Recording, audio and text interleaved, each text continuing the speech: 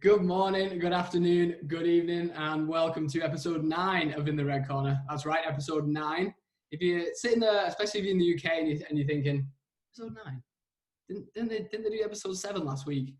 You're right, but we did do episode 8 in the middle of this week, AFL Finals special. So do yourself a favour, pause the podcast, go back onto our YouTube channel, subscribe while you're there, watch episode 8. Awesome breakdown. We got a bunch of Aussies on, bunch of mates to break down the AFL Finals. Have a watch of that, and then come back and see us.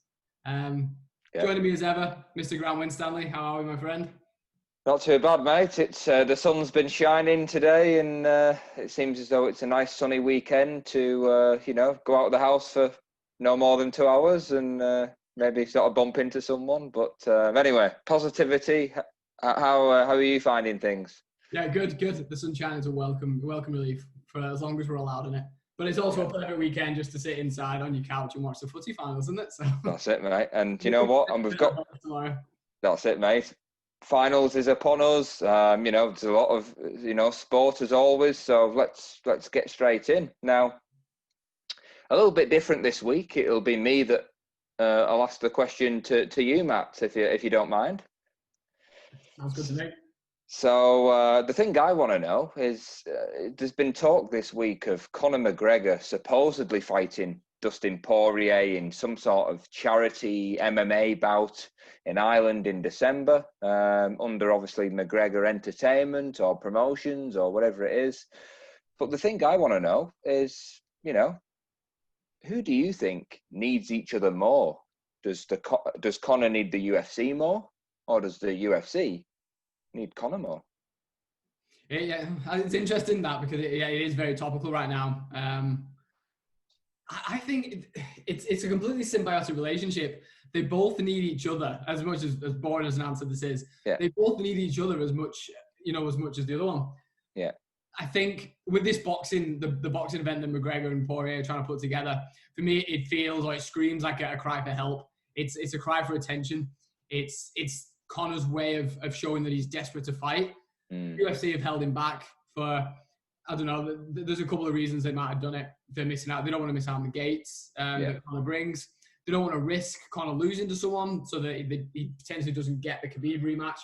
There's a million reasons why they potentially don't want Conor to fight, but by the sounds of it, and by the looks of it, in terms of his actions, Conor's desperate to get in there.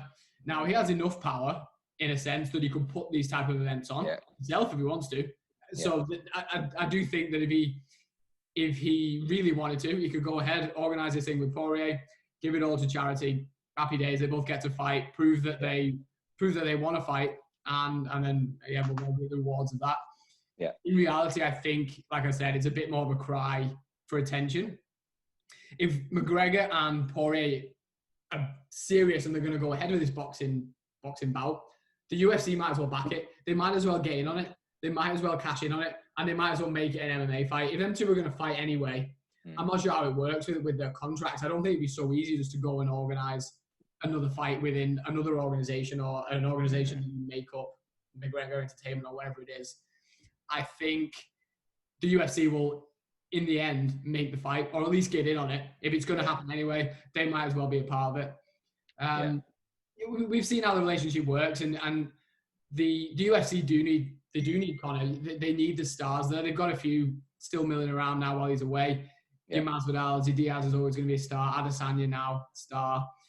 But there's no one sells an event still currently like Conor. UFC would be daft to hold him back for too long. I think they're waiting to play that ace. But I think in this case, I think McGregor's going to force the hand, and I think we'll probably see that McGregor-Poirier before the end of the year, but in the UFC, in mixed martial arts, not in boxing. There we go. What do you think? Am I kind of barking up the wrong tree there? No. I think it's a less equal relationship than I do.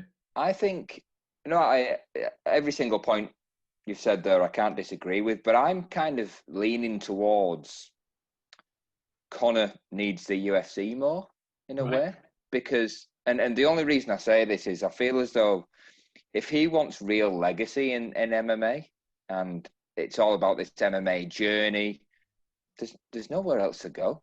There's really other than the UFC top dog, that is the promotion. And I feel as though, don't get me wrong, business wise, Conor's pay-per-view numbers are off the charts, but really, the UFC are doing fine without him. Always stars emerge. It's always, new people there, and the talent that they've got.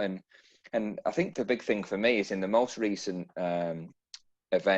most recent pay-per-view, Dana was talking about the most recent face-off with Adesanya Costa, and he was talking about that's had more views than any other UFC face-off in history.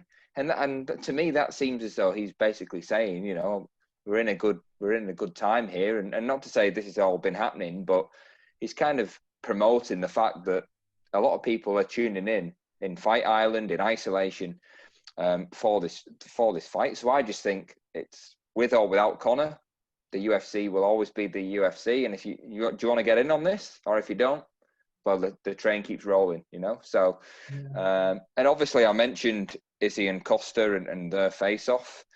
Obviously they fought last weekend, and well, Izzy fought last weekend. But what did you make? What did you make of the main event, Matt? It's an amazing main event at the same time as being a really disappointing main event.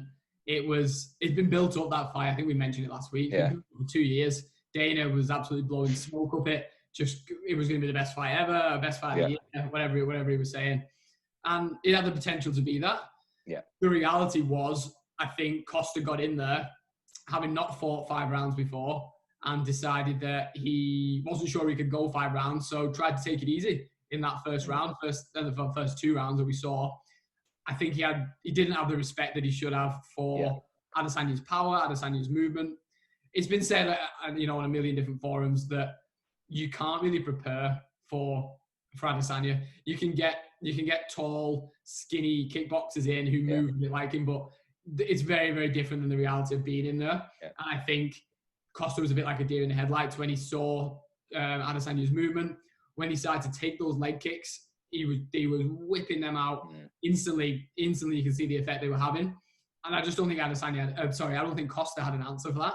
Yeah. And it was a masterclass from Adesanya. He's everything he says he is. He backs up everything he says. And what I really like is that he then calls out the best. He doesn't kind of shy away and just see what he wants to come. He's already planning his next move. I was disappointed with Costa. What did you think? Yeah, no, spot on. Disappointment night for Costa, but it just showed how good Israel Adesanya is, and like I say, it was a good main event just to see sheer dominance and sheer class. And like you say, I don't know what was happening with Costa. I was expecting more of throwing the hands and put it all in for 2 rounds, I can't remember him throwing a punch. No. So I think it was whether it was the occasion or whether it was just he realised as soon as he got in there, he thought this guy is the real deal, or it's a clash of style, or it was a little bit, wasn't it? I think what Costa wanted was for Adesanya to come and step into the centre of the octagon with him and swing, which is all well and good if you Costa, but why on earth would Adesanya do that? Adesanya can dance around the outside and stay in his own range, but where Costa can't touch him. I think Costa was a bit deluded that he thought he could stand there and he'd get Izzy to come into his range. It made no sense. Exactly. And, from one deer in the headlights to the other, what did you make of Dominic Reyes last weekend? It went exactly the way I thought it was going to go. Yeah, we were both confident. Yeah, we both had money on Jan. Yeah. Because the reason I thought that, not because I didn't respect Reyes' skills. He nearly beat John Jones. He arguably beat John Jones. Yeah. But I think that worked against him coming into this fight. I think he was so convinced that he beat John Jones that he didn't fear Jan Blachowicz. And you have to fear that Polish power. It's been said a million times now, but it was incredible to see the way he moved, the way he picked those shots. There was a moment, I think, when he got caught. He got caught with the right hand, went straight through his guard. It clearly snapped Reyes' nose. The fight was over at that point. You could tell his head went. His hands went down. He looked dejected. He got instantly from the leg kicks was severely bruised on those ribs, which looked absolutely savage. you could only see it going one way, couldn't you? And I wasn't surprised. No. The thing is, though, I think with Jan, it'll be interesting to see now if he can keep hold of that belt, if he can defend it, because there's a lot of people in that light heavyweight in that division who will be contesting for that belt now that John Jones has moved on. Yeah, but it went exactly the way I thought. I know you obviously thought the same thing, but what did you think of the fight? Yeah, I was really impressed with Jan. Like I said, we were both confident in Jan, but it was just smart game plan. It was, he was moving very well. He was obviously catching him with the kicks and obviously the bruising, and I think it was one of those that Reyes probably didn't realise how hard he hits, maybe. So, and he's caught a couple, as you say, to the nose, and he's gone, this is a tough night. I'm not surprised at the power and the devastating, the devastating finish. And all that's left to say is obviously Poland have a new king. Yeah. Well, I will also mention as well with Reyes, I thought it was a bit mad, and it showed his overconfidence probably going into it. Yeah. He brought all his brothers to be in his corner rather than his actual coaches. Yeah. I thought that was mad from the outset, and it just showed to me how overconfident he was. They're there for a party as opposed to getting the job done. You know what? And he's learned that lesson. We may well see Reyes with that belt wrapped around him at some point soon. Yeah. Styles make fights. Jan might come up against someone, lose the belt. Reyes will get another shot. I don't doubt his skills, but on the night, overconfidence and a lack of respect for that power cost him dearly, I think. Yeah, no, fair enough. And obviously, now we, as always, every Sunday means UFC. Fight night is upon us.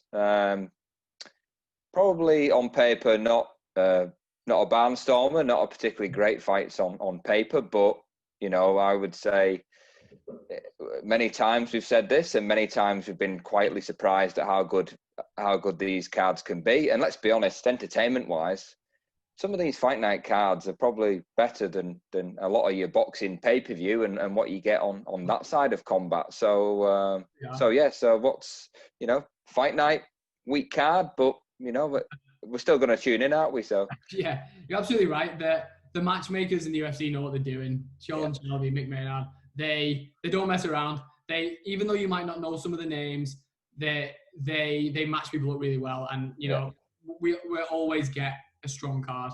Even though it might not look great on paper, it always pays off. So I guess we'll see. We got Sunday kind of lunchtime here. We'll be able to kick back and watch that. I'm really looking forward to seeing Carlos Condit. I think that's going to be one of the highlights on that card for me. I'm not so sure that I've not seen him fight live. Obviously, you've seen clips now on YouTube, but I think his peak was before I kind of really got into the sport. I was looking back at his record earlier, and when you see people and you're like, oh, he's fought everyone. Carlos Condit has literally fought everyone. Yes. Hasn't fought in the UFC since 2018 though. But to reel off some names that he's fought: Nick Diaz, GSP, Dan Hardy, Damian Maia, Robbie Lawler, McDonald. It's the who's who, absolute killers of that welterweight division. So coming in with a bit of experience, and he's a little bit older now. I think he might be 36, maybe 30, 37. Yeah. But still wants to compete. Clearly, he hasn't competed for a little while. I'm interested to see how he goes. His opponent, Court McGee. Yeah. When you look at the records again, very, very opposite to Condit. Hasn't really fought any big names. Yeah. But he's also on a bit of a losing streak, and he needs this win, I think, or it might be the last time we see him in the UFC. One thing I did think was interesting, you look at Condit and his record, and you look at the people that are in that division in the same kind of position as Condit, who are all sniffing around for a fight. I thought it'd be really interesting if Condit gets a win here, if he's calling out people like Nick Diaz or Dan Hardy, who are both kind of around that division, similar age. It might well be a great opportunity for the UFC to slide Nick Diaz back in there. What do you think? Yeah, no, you're right. Obviously, Condit, as you say, with his record, he's on a 5-fight skid, headed into this bout, obviously with Court McGee. But like you say, who he has lost to in that 170, and they are. There's nothing to be ashamed about. Obviously, most recently Lawler, Oliveira, Neil Magny. But the worrying thing is he's obviously been finished 3 out of those 5 as well. But like I say, he's in with killers, and he's a killer himself. So the natural born killer, actually, that's his nickname. So so he's obviously past his best. But we are still talking about a former interim welterweight champion, beat Nick Diaz to get that. For me, the way he fights, like you said earlier, maybe before your time, it is that old school UFC. It is that kind of cage fighting, barbaric. He is that sort of madness, that chaos, everything that early days UFC kind of was in a way. So I feel as though he's one of the last few guys in that era to really sort of show that. And as I say, the big thing for Carlos Condit, probably most notable, is he was one of the very few to go and take the GOAT my GOAT, George St. Pierre, right to the wire. Yeah. He took him the distance, which is arguably the best performance of his career. Yeah. Obviously against Court McGee. Court McGee, I remember actually watching Court McGee in The Ultimate Fighter. So he actually won The Ultimate Fighter back in 2010. So like about 10 years ago, he won The Ultimate Fighter. Now, I think it was like a submission in the final, or it was a pretty impressive, victory. So he came into the the UFC through The Ultimate Fighter, and there was a lot of talk at that time about him. And I think the way I look back on Court McGee is I think he never really lived up to, I don't think, what Dana was expecting, or that in terms of his skill set and coming through as an Ultimate Fighter winner. I think he's had a couple of setbacks as well. I think he was like a recovering heroin addict, and I think he's had a bit of like out of the sport stuff going on. And I kind of feel as though, and again, he's similar. He lost 4 of his last 5 fights. So suddenly we've got a 9-fight skid on our hands at the weekend. So exactly. And I feel as though when Court came in and the way he looks as well, I kind of feel as though with that talk that he had at the beginning, I feel as though Dana wishes he was the modern day Chimaev. I kind of feel as though that he wanted him to be that killer and that kind of person that everybody wanted. And I just feel it's an important fight for both. And I don't want to say it, but I kind of feel as though the loser of this will probably get cut. Yeah, it'll be the last time we see the loser. I agree with you. Yeah. But yeah, as I say, it's on the prelims. It's the end of the prelims for a reason, because everybody tuned into Carlos Condit, and I hope that we do see the old Carlos Condit. And I think I'm going to go for a knockout. I think he'll. Certainly it'll go quite a lot of the fight. But I think a late KO or late TKO, I'll go for Condit on that one. Perfect. Anyone else have we got to look forward to on the main card? Yeah, so we've got the badass of Germaine de Randamie. Okay. She is a killer, in my opinion. Germaine de Randamie is an interesting one. Again, she is a Dutch fighter, very much like an Alistair Overeem, very experienced in kickboxing and obviously paved the way in UFC. And for me, her last fight, again, we mentioned GOAT earlier. She lost to another GOAT in Amanda Nunes, if you can have another GOAT. But Amanda Nunes, she lost most recently in her last fight.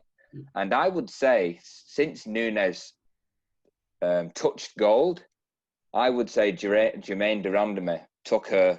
I think that was the best performance and the one that Nunes struggled with the most, but Nunes still got the victory. So Germaine de Randamie is, I think, a tough fight for Juliana Pena, but I think she's also quite famous, Germaine de Randamie, because in her first pro boxing fight, she actually knocked out a guy. She fought a guy in her first professional boxing fight, and the guy was 40 pounds heavier than her, and she smoked him.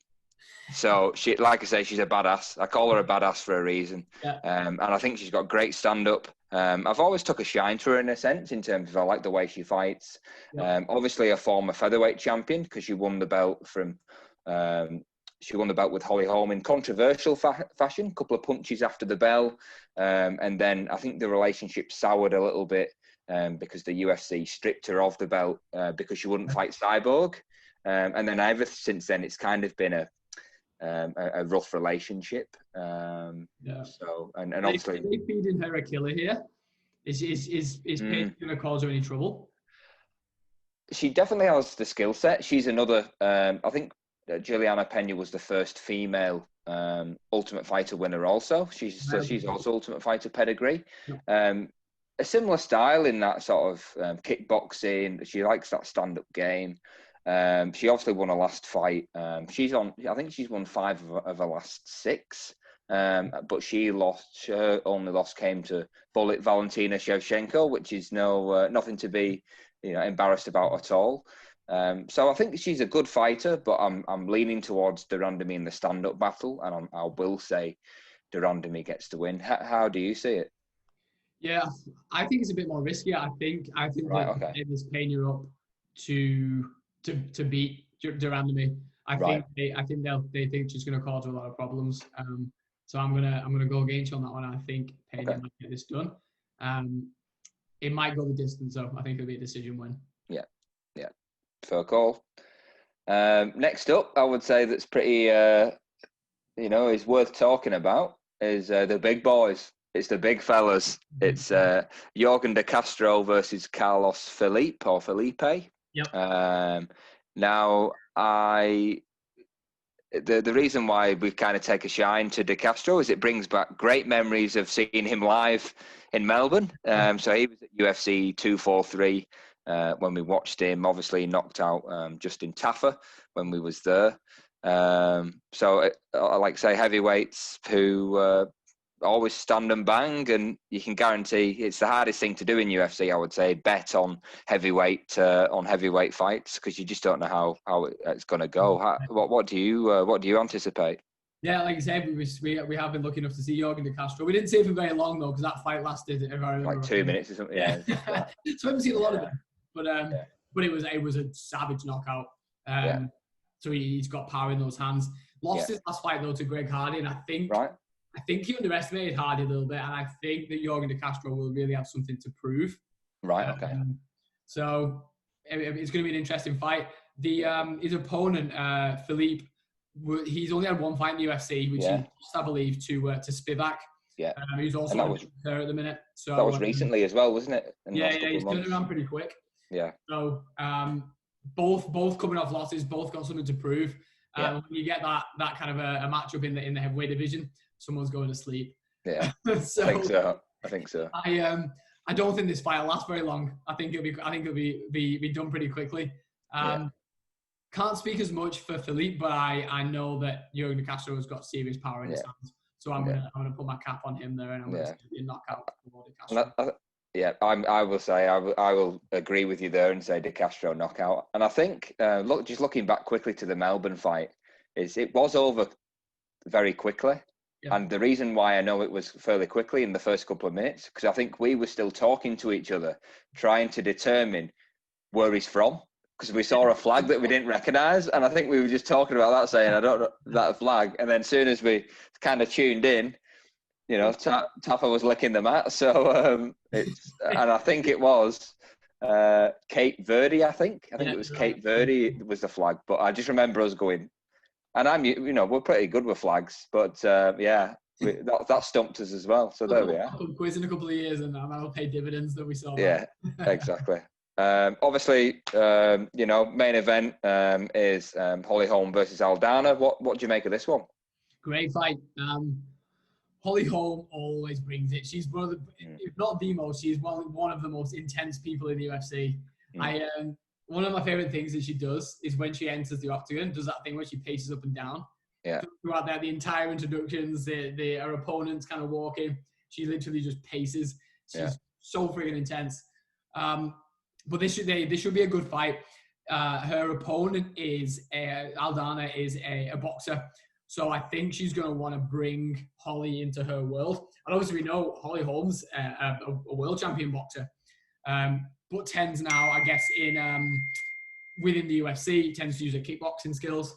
Yeah. So it'll be interesting to see whether Holly Holm decides to step inside with her, or she kind of plays a little bit more safe and stays on the outside, utilises those leg kicks. If she does that, I think it's going to be a tough night for Aldana, because I don't know if she'll be able to get on her. I think she might have to try and take her down, out wrestle her, use submissions. But if Holly Holm decides she wants to trade with her, she wants to kind of prove those boxing credentials, she might well step into a range. Either way, going to be an exciting fight, I think. What about yourself? How do you see it going? Yeah, similar train of thought, to be honest. I really am a fan of Holly Holm. Like I was saying earlier with Durandamy, I think I'm even more of a fan of Holly Holm in terms of that stand-up. And, for me, it's that footwork, it's the boxing, it's the kickboxing. I don't think there's many better people in the UFC in regards to that footwork and that stand-up. She's very comfortable in that stand-up, decent reach as well. Obviously, her last win came from against Raquel Pennington. Now, that was also interesting. We mentioned Melbourne because that should have been on the Melbourne card when we was there, but then that got rescheduled. I think Holly Holm had like a hamstring injury, or I'm pretty sure. Yeah, so we would have witnessed that one as well live, but it's one of those. She's a really good fighter, and I would say, the fact that she is, again, former bantamweight champion as well, and I would argue one of the biggest upsets in UFC history, but if not the biggest upset in UFC history, of course, beating Ronda Rousey. And where was that? Melbourne again. So there's a bit of a Melbourne theme tonight. You've been going on tonight, hasn't it? Yeah. So I think her credentials, I think she has got what it takes to win. Again, Aldana, she's won her last two. I think that was a performance of the night against Ketlin Vieira. So she's coming in obviously with a bit of form as well. But interestingly, she lost to Raquel Pennington. So I will probably lean towards a Holly Holm, a comfortable Holly Holm decision on that one. Do you think she just kind of stays out of the way? Yeah, hit to win. Yeah, hit and not be hit. Maybe the nice odd head kick, or and I think Holly Holm kind of just outclasses her and uses her skill set, I would say, with that footwork and that movement, as we've discussed. Yeah, true. Exciting. Well, yeah, that's our Sunday, pretty much, isn't it? Yeah, that's it. What else is going on? Yeah, well, obviously, AFL finals are upon us, and we're not going to talk too much about AFL. One, because Essendon aren't in the finals, but obviously part of the reason, as we discussed, we've had a whole episode breaking down the sort of finals predictions. I mean, it's probably a great time for you to plug St Kilda and their titles, but there's nothing for me to talk about AFL this week, Sean. No. Okay, it's like you said, we did midweek. We got a bunch of mates together to take us through the AFL finals, the run-in, the teams that are competing. It was really good. It was a lot of fun putting that together. It was. And everyone's insights was really, really valuable as well. I learned a lot. We had the first game last night, the Thursday night fixture, Geelong and Port Adelaide. It didn't go the way I thought. Despite Port Adelaide being top of the ladder at the end of the season, I thought that Geelong might get over on them. And I think you thought the same as well, didn't you? When we were definitely. Geelong beat them the last time they both played, and it was a pretty dominant performance. But last night, the forward Hawkins just didn't have his shooting boots on. Port Adelaide were ruthless in front of goal, and it was a great game, but it was a pretty convincing victory in the end. They seemed to have the control on the game throughout, aside from a spell in the second quarter, I'd say. Did you enjoy the game? Yeah, I'm guessing you watched it. Yeah, it was good. It was a great game. As I say, it's those set shots that killed Geelong. I think Port, just watching Port last night, you think, wow. I mean, don't get me wrong, there's some great teams in the finals. Of course, that's why they're there. Your Brisbanes, your Richmonds. But Port, if they play the way they did last night, just that intensity, that power, that fighting for every inch of the ball. As well, didn't they? Yeah, they're going to be a real tough team to beat. So it was a really enjoyable game. And as I say, Geelong's shooting boots were a bit like Essendon's, really. The goal kicking let them down massively. But Yeah. that's finals footy. So yeah, and tonight we've got Richmond Brisbane. They're playing as we speak. Yeah. Can you see the score? Do you want me to tell you? Yeah, no, tell me the score. Currently, Richmond are 25-19 up at the first quarter time break. There we go. I imagine Richmond will win this. Again, Brisbane been pretty consistent throughout the season, but have always struggled to get over Richmond. And Richmond they hit the stripes. They hit the stripes when it gets to finals. So I imagine. Is that a Tiger pun there, or? Yeah, a little bit, wasn't it? Unintentional, but I'll take it. There's three things in life that are certain, death, taxes, and Richmond playing well in finals. It's just, I think it's just nature, isn't it? So, And then tomorrow afternoon, Saints Bulldogs. Yeah. My boys kicking off. It's great Saturday kind of prime time game. Yeah. So we'll be watching that together. Yeah. AFL double header, and then it's the West Coast Collingwood. West Coast Collingwood. All action. Great Saturday afternoon. Happy days. Couple of beers in the mix, good company. What more can we want? So, on a Saturday. And obviously, let's swiftly move on to our beloved soccer, football. Interesting week. Maybe for the wrong reasons this week, really. Football, handballs and penalties has been the talking point, and VAR, and I think all the not the good stuff. And it like I say, it's the main talking point. For me, VAR isn't the problem in all of this. I think it's very much the law of the handball, and I think it's the VAR are only following what the law says. Not doing anything outside the rules, is it? So whether it's that the law needs to be rewritten, or sort of reinterpreted, or something needs to be done on that, because otherwise it's going to be soft penalty after soft penalty, to be honest.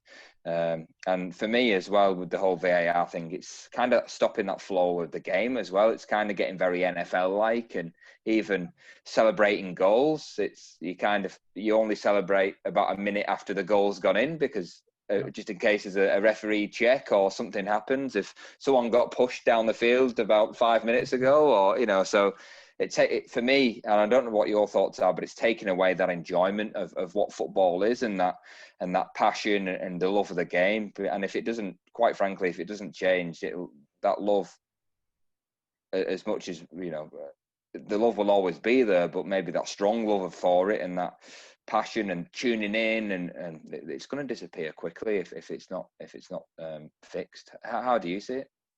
No, you're right. And when obviously VAR it's here and it's here to stay. I was always a little bit against it, because I like the fact that I like the kind of you win some, you lose some attitude of football and referees, and the fact that referees are human, they make mistakes. Sometimes they go against you, sometimes they go for you. I think the discussion in the pub as well. The pub talk of that should have been a penalty or such a thing, and it's I think the problem is now, like I said, it's here to stay, and the reason being, there's so much money in the game now that wrong decisions are extremely costly. Yeah, and that's a really cynical way to look at it, but it's the truth. A wrong offside or a handball that should have been given, either way, can cost a club a lot of money. And I think they're trying to eradicate those risks out of the game by putting this in. VAR as a whole works. I think it can definitely improve, and it's still relatively. As it will. Well, we'll get better with it. And you only have to look at some of the sports to see how they manage the screens and things like that, and we'll get better at it and they'll refine it. I don't doubt that. But like you say, the question really is the rules of the game. I'm not sure the reason they decided to bring this rule in with the handballs. Possibly, again, it's a TV audience thing where they want more goals to happen. They want to see more goals, and one way you do that is by making any kind of handling of the ball in the box a penalty. That way, you're seeing heaps more goals, and it's more entertaining, I guess, for the TV audience. Yeah, I don't necessarily agree with it. Again, I think it's going to become very frustrating for defenders who, they're going to end up putting their arms in the sleeves at some point inside the top, because there's just no way you can get your hands out of the way. Sometimes it almost seems impossible. Do you think there's danger of players playing for penalties by chipping the ball up and, as soon as you get to the box, the manager is telling them, this is like the new diving. This is going to be the new diving craze. Luis Suarez used to do that before, way back. Yeah. And he got so many penalties for Liverpool doing that. If he was playing the Premier League now, he'd have an absolute field day because. And I've seen Sadio Mane do it as well. Liverpool are doing it, and it's gamesmanship. It's part. If that's the rule, you play the game, don't you? You are going to see people doing that. You're going to see them enter in the box and instantly trying to chip the ball into someone's hand. And by the letter of the law, that's handball. But how is a defender supposed to? How are you supposed to avoid that? I don't know what the answer is aside from a rule change. Yeah. I'm not really sure what I'd make the rule instead. It's got to. I mean, I suppose, and again, it's that interpretation, but it's just got to be that whole deliberate, and it's got to go back to maybe it's the ball to hand or whatever they used to do, because there are deliberate. Henry, the whole France versus Ireland Henry handball, the Suarez in the World Cup on the line, saving they're deliberate handballs, but And VAR, I feel, can differentiate. We can differentiate between that. If you're able to see a replay, the way that the ref is now able to run to his screen and have a quick look, it should literally take you no more than a couple of seconds to realise if someone's moved their arm into the path of the ball, or if they've got it by the side and it's been hit at 100 miles an hour at their arm. You should be able to tell the difference there. And I think that's probably a better way of doing it. But it is going to mean the refs kind of on and off the pitch, looking at a screen. But as long as they're pretty quick and efficient with it, I don't see a problem with that. I think people would prefer that than just giving penalties every 5 minutes without any kind of without any way of stopping it.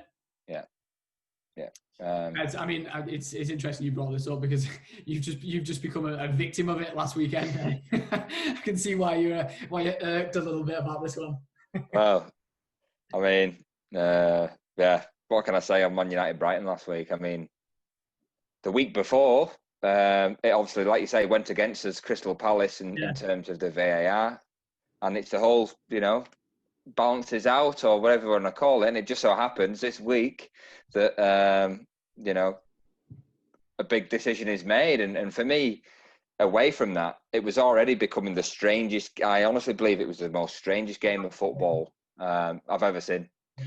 Brighton, we're talking turning into prime Brazil all of a sudden now. Hitting the woodwork 5 times, which the stats say, they're off-target shots, by the way, but nonetheless, nonetheless.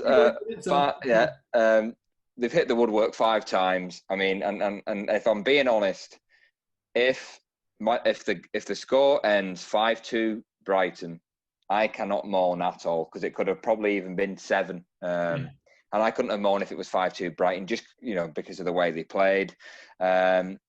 And honestly, we did not deserve a point when they scored on we thought was last minute, 90+5. I thought we didn't even deserve a point, and we've got away with a point there, although it was gutting. But it just shows in this modern era, you've got to keep going until the referee goes to VAR. It's not blow the whistle anymore. They've got to go to VAR, and they gave a penalty on the last gasp moment.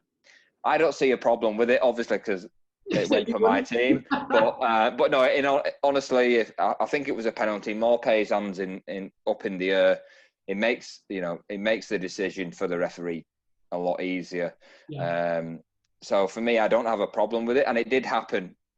It did happen before the referee blew the whistle, so you've got to review that before the whistle. But it's just whether we'll see another one this season. Probably, just the way it's going, if it's not changed. But it was a straight. And I know you tuned in, probably the first time you'd watched Man United live. We're blessed. You were the early game, weren't you, last Saturday, 9:30. To treat 9:30 games when you get them here, you've got to tune in wherever it is. Obviously, I was cheering Brighton on, but it was a madness game. It was absolutely insane. Brighton, I couldn't quite tell whether it was Brighton playing an absolute blinder or United's defence just having an absolute shocker. And it's probably a bit of both. It's probably 50-50. It was the maddest game.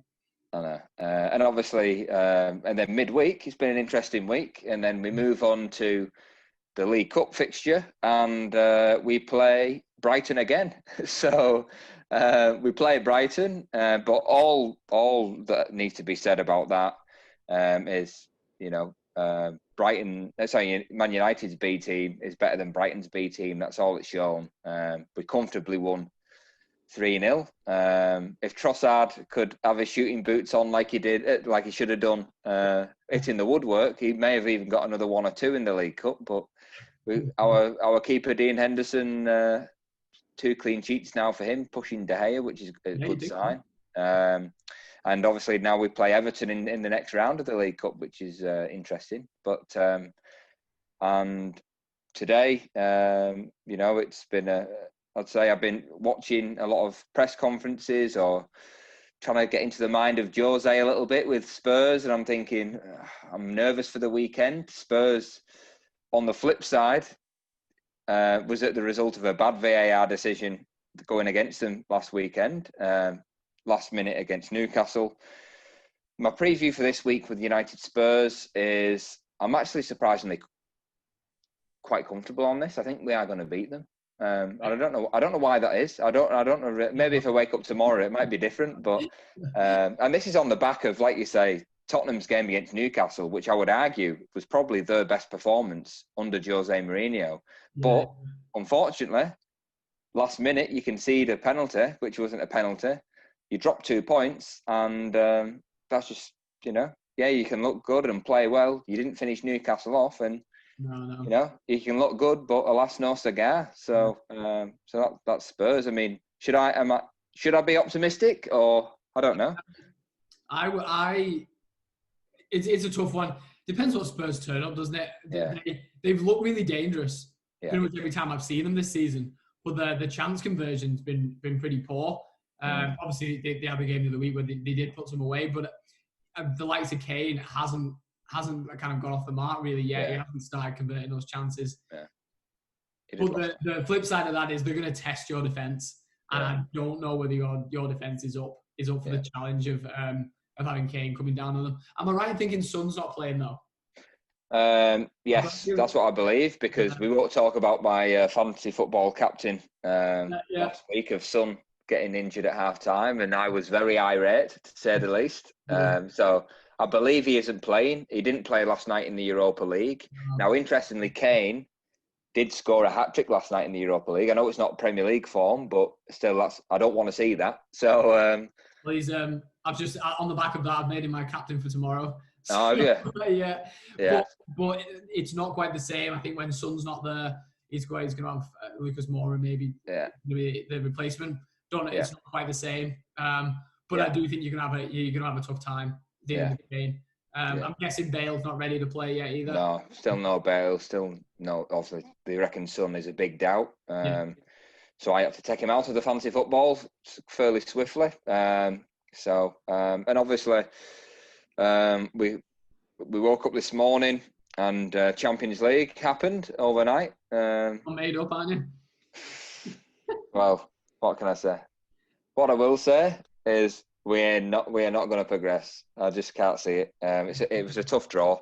Yeah. It's a real tough draw. Getting last year's finalists and last year's semi-finalists. It's a second. It's the third seed is pretty tough. Yeah, and then your third team you've got to go and travel to Istanbul, which Turkey. You never went to, is it? And not many people know much about Istanbul, Başakşehir, but I know a little bit about them. I know a little bit. Enlighten me.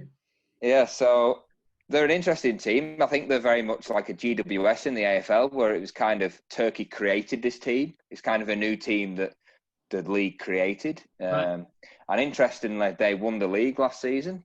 So we can't, they cannot be underestimated, this team, in terms of Turkish champions. They've obviously eclipsed your Fenerbahce and your Galatasarays and your Beşiktaş's, who we've always seen in the Champions League for years. So they can't be underestimated. They've obviously won a league. But the interesting thing for me is, yes, the Turkish champions, but it's actually, there's a few familiar faces in that team.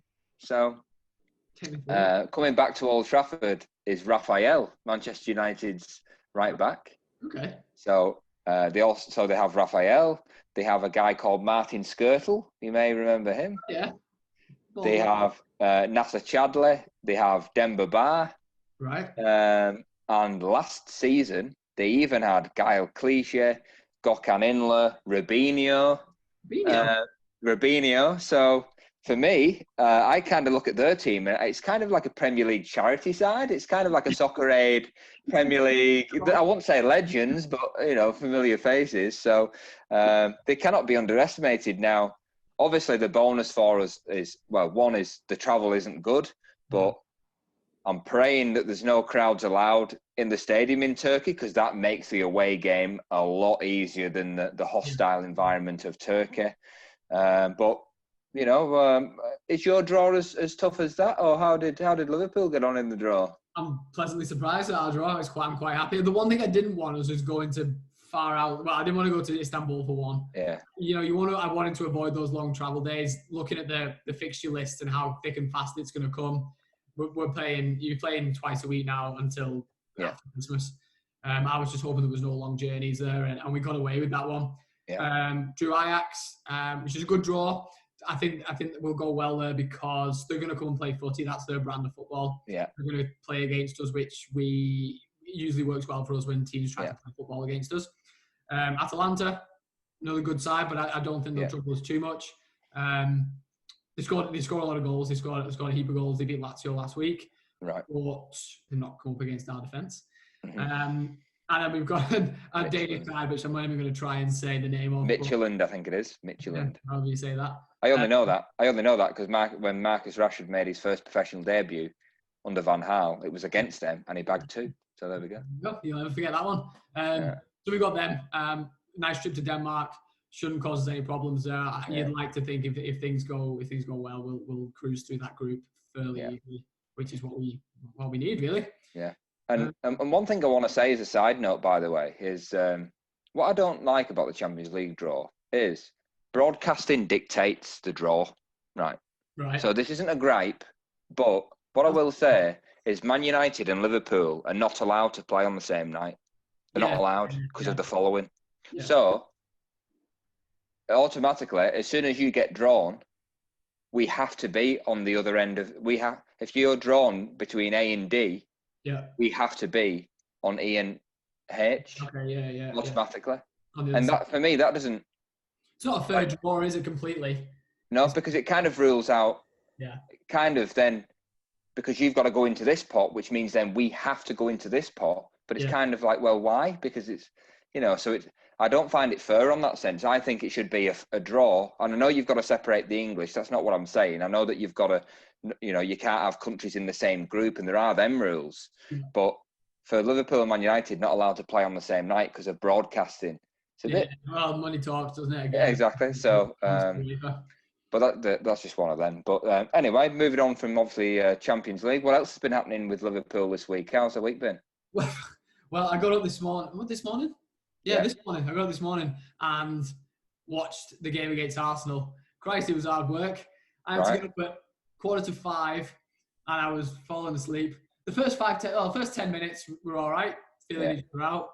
The middle kind of 60-minute period was hard work to stay awake at 5 o'clock in the morning. Obviously, we lost in the end. Penalty shootout. The keepers both had a good night, really, I thought. Penalty shootout is what it is, but just throughout the game, the keepers both played really well. I was surprised with the side we put out. To be honest with you, I didn't think we'd see Salah. I don't know what the thinking behind playing Salah. He got 60 minutes.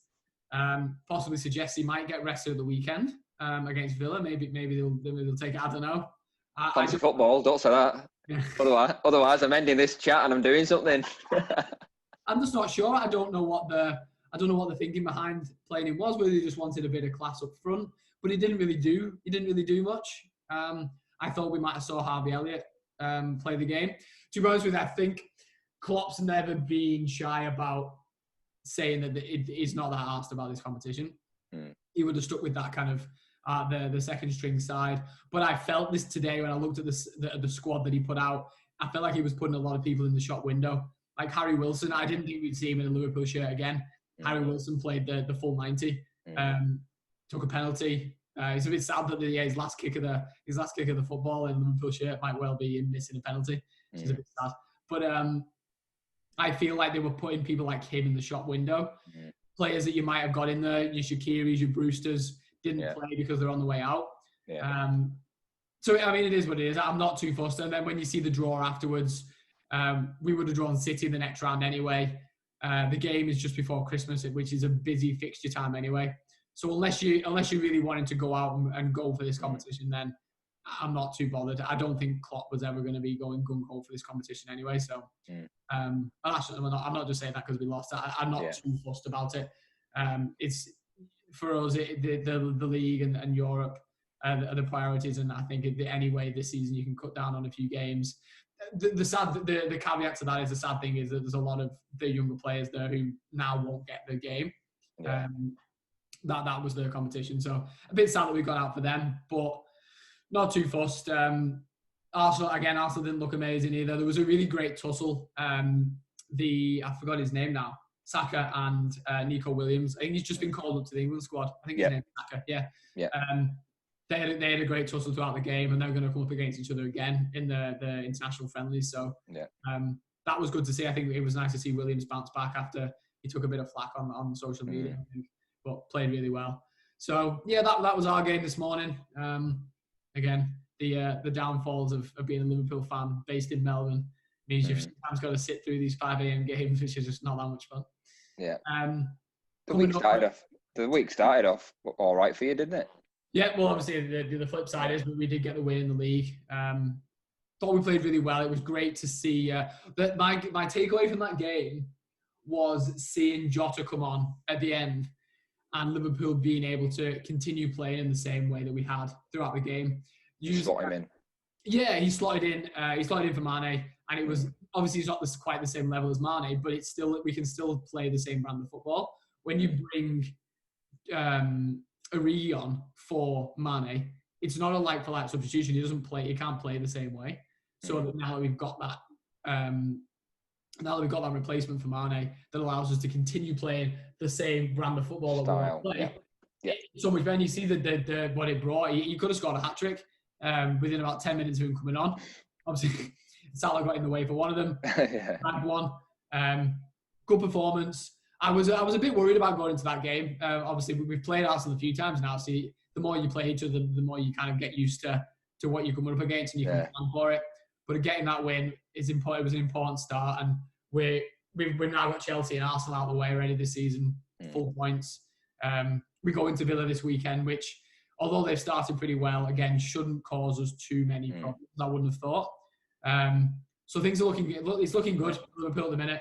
We've obviously got a tough test coming up next week. I'm looking ahead a little bit, but we've got that Everton game coming up, which is going to be, you'd have thought would have been one of the best derbies that we've seen in a long time.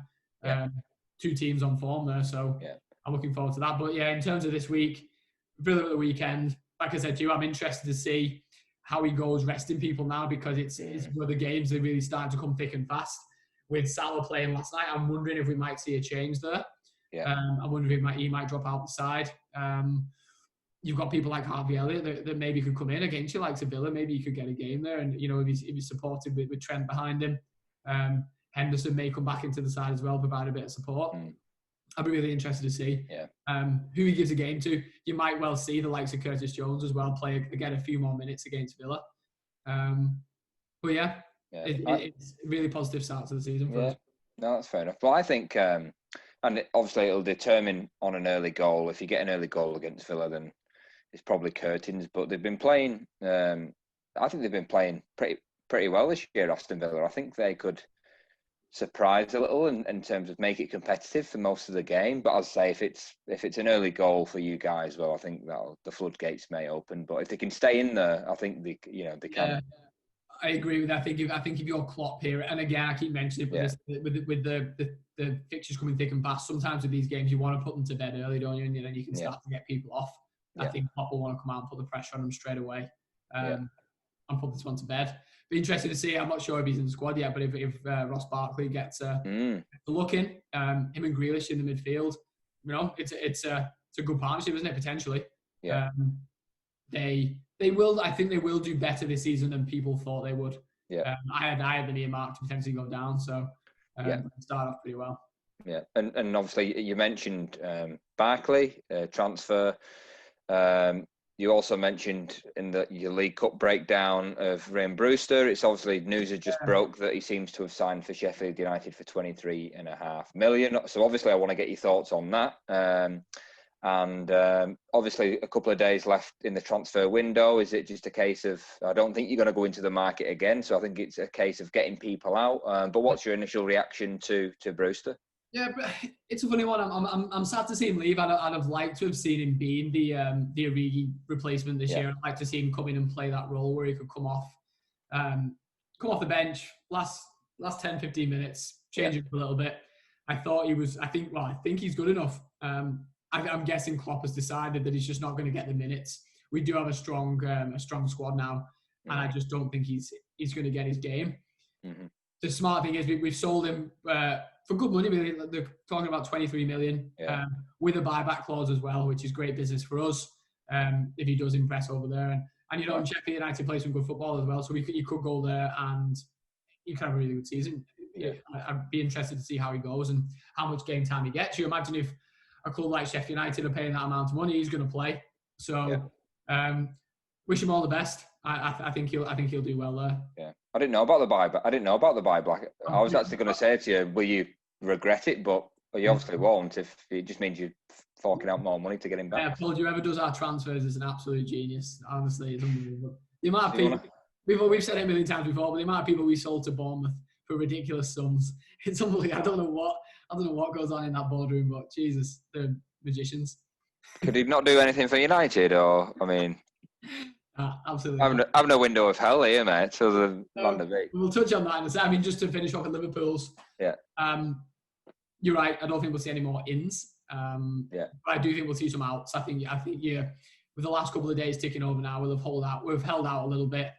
The fact that we didn't see Shaqiri last night suggests to me that he's also on his way out. I think Harry Wilson will probably go. We might have to get rid of these people on loan if we can't sell them. I think ideally we obviously want to sell them, but I do think we'll be on the way out. But that's it. I don't think much else will go on. Be interested to see. It depends how the season goes, doesn't it? And how we go with injuries and things like that and COVID and getting people back in the stadiums. We might do some business in January, but I don't think we'll see anything else in the last couple of days. Yeah. You just touched on it there. Things aren't so rosy in United's transfer window. And what do you? I mean, the stuff that you need. What are you still kind of hoping for in the last few days? Have you got a pen and paper? I mean, for me, I said it at the beginning. I mean, obviously we've got Van der Beek, who's I think he's going to be a top signing and a great piece of business. But we're still 3 or 4 short, in my opinion. We're still left back short, centre back short. And then a right wing, Sancho, right wing or a striker short. And that's not changed. And we've got a couple of days left now in the transfer window. And out of them 4, how many are we going to get? 0. I just really don't think we're going to get anyone. Again, it comes back. Does that? Yeah, it worries me. Keeps me up all night now. It's worrying. And I said it kind of last week as well, but I'm disappointed more at we haven't even got rid of Deadwood as well and the outgoings. I mean, yesterday we've managed to loan out Andreas Pereira to Lazio, and I believe there's an obligation to buy. Initially, it was 25 million, and I'm thinking if that's the case, then the guy that works for Liverpool must have brokered that one because that's pretty good. But then now I've heard that it's probably more like a 15, so it's probably about right. Pereira's gone. Probably hoping to get a few more out. Obviously, we're not seeing Smalling in squads. Rojo's come back to the team. He's not in squads. So we still need to get rid of 4, 5, 6 players. So we're not doing anything to be honest. Deadwood's been a tough one this COVID period, I think. Yeah. I think that's why you've not seen many go from Liverpool, because I think they were holding out for bigger fees with the thought that, we might get fans back in the stadium, we might start getting some money through the turnstiles. When that's now become like abundantly clear it's not going to happen, we're going to have to accept those lower offers. Yeah. Get rid of the Deadwood, unfortunately, and it just comes down to how badly do you want to get rid of them. Yeah. You're probably in a similar situation where in the next couple of days now, you'll take those lower offers for the lads you want to get rid of just to get them off the books, save on the wages. Unfortunately, you're going to have to move them on. Yeah. No, that's what it is. So I will be monitoring Twitter and refreshing Twitter all the time. But I'm sick of Fabrizio Romano and his fake news, because 1 minute someone's come in and they're not. So we're not even getting into it. So yeah, but other than that, previewing obviously the is there any other fixtures that sort of catch your eye this weekend? Or I mean, just looking at the top of the table and Liverpool's kind of rivals for the season, I'm interested to see City again. The Leeds game, Leeds are mad, and City's defence is rubbish. Leeds' defence is fairly rubbish, but they're both scoring goals. So it's just got madness written all over this. Yeah. It's one of those games where, City could beat them 6-0, and I wouldn't be entirely surprised.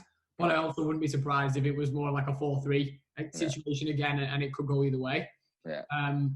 Obviously, City are a bit down on firepower with Jesus and Aguero out. Yeah. The fact that Sterling, is carrying the mantle front now, really. But Leeds are dangerous, and you never know what you're going to get with Bielsa as well. He's an incredible tactician. He'll have studied Guardiola as well, as much as Guardiola studied him. So I think that's going to be a class game. I'm really looking forward to watching that. Yeah, agreed. And like you say, I anticipate also it's going to be a goal fest. And we spoke last week, and I mentioned last week that there would be 7 goals in the Man City Leicester game. I said it's more like a 4-3 Man City, but it was actually 5-2 Leicester. So that's 2020 in a fixture for you right there. I mean, we've got to speak about Leicester. They're playing some really, really good stuff. Obviously played West Ham this weekend, who got a great result against Wolves, 4-0 by the way. Yeah. But yeah, Leicester are looking good, man. They're keeping the goals to a minimum and scoring quite a lot. Yeah, you can see already. Yeah, Vardy's got his shooting boots on this season, and they've just hit the ground running, haven't they? Yeah. The midfield is that engine room of them. They're just constantly supplying him, and that's obviously the game plan they've gone with. Harvey Barnes started off really well. He's just feeding the ball to Vardy. They start off really well, and it's about keeping up that momentum for them now. But they don't look like slowing down, at all. I'm not. That's not what I'm suggesting at all. But I think this season is going to get away from a lot of people quite quickly. Yeah. It's about who can keep pace. The same with Everton as well. Yeah. They've got to keep pace. They've got to keep this up. And who knows? I was listening to a podcast earlier today, and they were suggesting that what you're probably going to find, but towards the end of the season, you might have the two teams. You'd probably say Liverpool and City that are kind of on their own at the top. Yeah. But anywhere between like 3rd and 9th, it's up for grabs, and there might be very few points in it. There could only be 3 or 4 points, maybe more, 7 points between 3rd and 9th. Yeah. I think you're like to the minute Leicester and Everton are leading that pack, but they do look good. And Brendan Rodgers has done a good job there, and we know he's a good manager. He's going to get the best out of those players. So yeah, they're going to be dangerous. I'm interested to see Liverpool play them as well, because I think they'll cause our defence a lot of problems. Vardy's quick, and if you can turn us around, if you can get in behind Liverpool, you're going to cause them problems. So yeah, looking forward to seeing Leicester this weekend. Yeah, definitely. And the last game I want to quickly preview, which I think will be a good game, is Chelsea versus Palace. Now, in my opinion, Palace are 1-1 at the moment in VAR decisions. But if we go back to the football side of it, I think there's a bit of pressure mounting on Frank Lampard at the moment. The same thing. It's been a tough week for them, obviously. They had the Liverpool game, and then last week it was they were losing 3-0 to West Brom. They managed to get it back to 3-3, but towards the end of the season, you don't see that type of stuff. That's 2 points dropped. It's West Brom. It's 2 points dropped. I know it's miraculous to come back 3 goals down, but it's still 2 points dropped. You should never be that in the first place. They played the League Cup the other night, and Spurs knocked him out of the League Cup. So Frank's spending a lot of money, so he needs to hit the ground running now. It's a tough one for him. I mean, when you literally mentioned Chelsea, then I was wondering whether you were going to say, is Frank under pressure? Because that's the first thing I thought. He is, and and it's almost harsh that he is, because we know he's brought a lot of young good players in, and they take time to gel. And maybe he thought it would happen faster, but just chucking them all in there, you're obviously it's going to take you time for them to start playing as a unit together. And the question for him and for Chelsea is, how long are they going to give him? How patient are they going to be? How far can they fall before it becomes a real problem? Yeah. Because there's no doubt that he's signed well. He's signed good players, and you can get them playing together well. They're a dangerous side, especially on the attacking front. Not so, like, defensively wise, they've still got some work to do. But on the attacking front, they've got all the potential in the world there if you can get them playing together. I'm not his biggest fan as a manager at this point, but if he can get them playing well together, he needs to be given that time, I think. Yeah. I don't know if he'll get it. And Palace, again, a team that they cause you a lot of trouble. Your defence a lot of trouble. They're going to cause Chelsea. They're going to cause them a lot of problems. The pace of Zaha, it's going to be a big test for that. But you might see something similar to the West Brom game, where where Crystal Palace take the lead, and Chelsea have got to claw their way back into that game and use that grit and maybe experience and a bit more class to get back to a result. But like you say, it's still 2 points. It still be 2 points lost. Yeah. How do you see that game going? Yeah, I think Frank will look for a reaction. I think he really needs to look for a reaction of his players, and I think they will come over an early scare, Chelsea, of Palace dangerous attacks, and then I think I'm predicting something will click, and it'll be a Havertz, a Werner.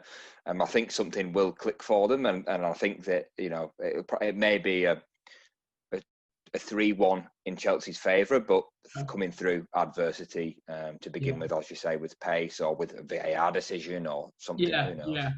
And like you say, if you've got that attacking creativity and flair that they do have, you can cause problems, and you can nick yourself a penalty somewhere there. I don't think it's going to take a lot for Werner to start scoring. He obviously got one in the week in the Spurs. If he can get one in the Premier League, and start to get his confidence up a little bit, if his team know the kind of balls that he wants played into him, all that kind of stuff, once it starts to click, Kai Havertz needs to step up a little bit as well. He's been a bit anonymous for me so far. Like I said, there's quality there in the attacking sense. Once it clicks, there will be a good side. There will be a good side. Yeah. I don't doubt that. So that's the weekend coming up, I guess. Lots to look forward to. Rose here in Melbourne. It's sunshine, a couple of beers, and some AFL Finals footy. Speaking of AFL Finals footy, half-time Brisbane-Richmond. Do you want to know the score? Yes. Brisbane Lions, 44. Richmond, 31. So Brisbane have taken back half-time. Yeah. Right. So we can get ourselves onto the couch. Second half of Finals footy. I think Tigers will still take it, though. I think they will. Justin Martin will make the difference. On that note, we'll call it for this week. Thank you very much for the chat, Grant. Thank you, mate. And for everybody else, if you haven't seen the episode 8, the AFL Footy podcast, go back and check it out, especially if you're interested in learning a little bit about the game and just learning about the this weekend's fixtures. I can't recommend it enough. It's not me and Grant talking about it. We haven't got a monkey that we're talking about. We brought in some people who do. But thanks for tuning in. Like we always say, share us with your mates. Leave us a comment. We're always looking for more engagement. So, we appreciate it. Thank you very much. Thanks a lot, guys. Have a great weekend.